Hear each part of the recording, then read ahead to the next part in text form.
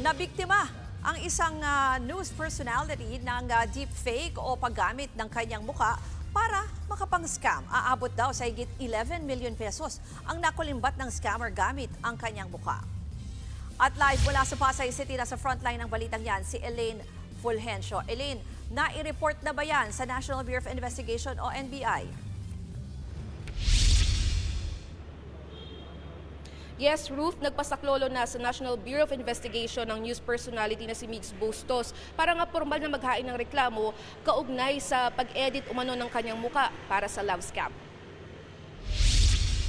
Biktima si Bustos ng AI-generated o deepfake. Hindi raw niya alam na ginagamit na pala ang kanyang mukha sa love scam. Isang uri ng scam na papaibigin ng biktima hanggang sa magbigay ng pera. Ayon kay Bustos, may nag-message raw sa kanya at sinabing ginagamit ang kanyang mga larawan at video. Aabot daw sa $200,000 o katumbas ng higit 11.5 million pesos ang nakuha sa biktima ng scammer na nagpanggap gamit ang mukha ni Bustos. Ruth, sabi naman ni NBI Director Jaime Santiago, madalas na ginagamit yung mga sikat na personalidad gaya ng mga politiko, artista at social media influencer sa pang-scam online, lalo na yung tinatawag na deepfake. Kaya payo nila sa otoridad, payo ng otoridad sa publiko, abay huwag maniniwala basta-basta sa mga nakikita online at huwag rin agad magbigay o maglabas ng pera. Ruth?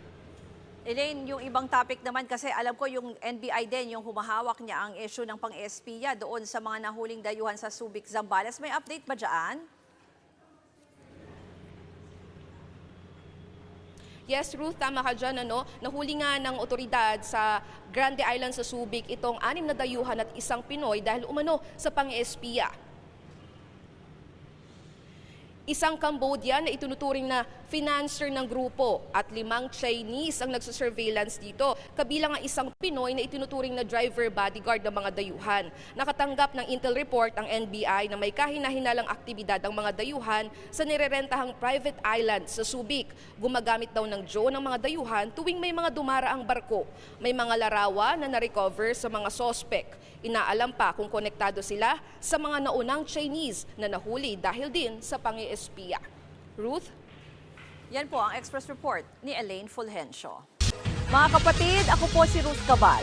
Maging maalam at may pakialam sa mga may init at rumaratsyadang balita sa Frontline Express.